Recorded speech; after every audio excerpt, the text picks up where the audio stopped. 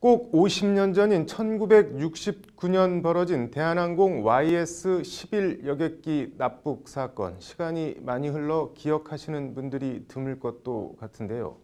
이 사건을 영원히 잊지 못하고 반백년째 눈물을 흘리고 있는 사람들이 있습니다. 바로 필압돼 돌아오지 못하고 있는 납북자 가족들인데요. 오늘 국회에서 이들 납북자들의 생사 확인과 귀환을 촉구하는 간담회가 열렸습니다. 현장을 이현무 기자가 취재했습니다. 1969년 12월 11일 승객 51명을 태우고 강릉을 떠나 김포로 가던 대한항공 YS-11 여객기가 대관령 상공에서 승객으로 가장한 간첩 1명에 의해 북한으로 피랍됩니다. 대한항공 YS-11 여객기 피랍 사건입니다. 국제사회에 쏟아지는 비난을 의식해 북한은 전원 송환을 약속했지만 이듬해 2월 14일 판문점을 통해 송환된 인원은 39명뿐이었습니다. 11명의 우리 국민은 돌아오지 못하고 북한 땅에 남은 겁니다. 그리고 50년이 흐르도록, 반백년이 흐르도록 이들 11명은 북한에 억류돼 한국으로 돌아오지 못하고 있습니다. 국제형사재판소에 관한 로마 규정.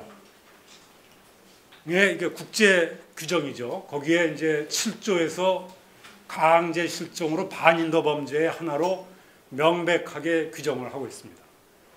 그 밖에도 유엔 강제 실종 협약에서도 규정이 돼 있고 국제법에 의한 명백한 반인도 범죄 행위지만 우리 정부는 아직 이렇다 할 성과를 얻지 못하고 있습니다.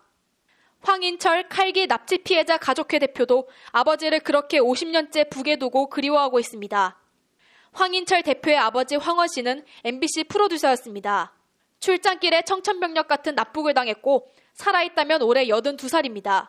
그러나 황인철 대표는 아버지의 송환은커녕 정확한 생사조차 알지 못하고 있습니다. 납치를 당해서 50년 동안 가족을 만나지 못하고 자신의 의지대로 살지도 못하고 그런데도 해결의 방법을 단 한 가지도 찾지를 못했어요. 1969년 아버지 황원 PD가 납북될 당시 황인철 대표는 불과 2살이었습니다. 아버지는 사진으로만 기억할 뿐입니다. 그럼에도 황인철 대표가 아버지를 포함한 납북자의 송환을 포기하지 못하는 건 포기하는 순간 반인도 범죄의 공범이 되기 때문이라고 말합니다.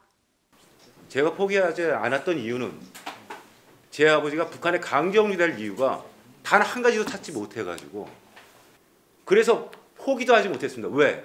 내가 포기를 하게 되면 내 아버지를 북한에 강제 억류시키는 그 수많은 이유의 가해자 중에 공범자 중에 한 명이라고 생각됐기 때문에. 관련해서 국제 엠네스티는 지난달 29일 황원 PD를 포함해 납북자들의 생사를 확인해 귀환을 원할 경우 송환을 추진해달라는 긴급 청원을 문재인 대통령에게 보냈습니다. Why aren't more South Koreans on fire about these abductions and forced separations? This is the 50th anniversary. This is the time. 한반도 인권 통일을 위한 변호사 모임은 북한에 대한 조치 논의 시 북핵에 가려진 북한 인권이 최우선돼야 한다며 이 문제 해결을 위해 문재인 대통령 등 한국 정부가 적극 나서줄 것과 이카오, 국제기자연맹 등 국제사회의 동참을 촉구한다고 밝혔습니다. 법률방송 이현무입니다.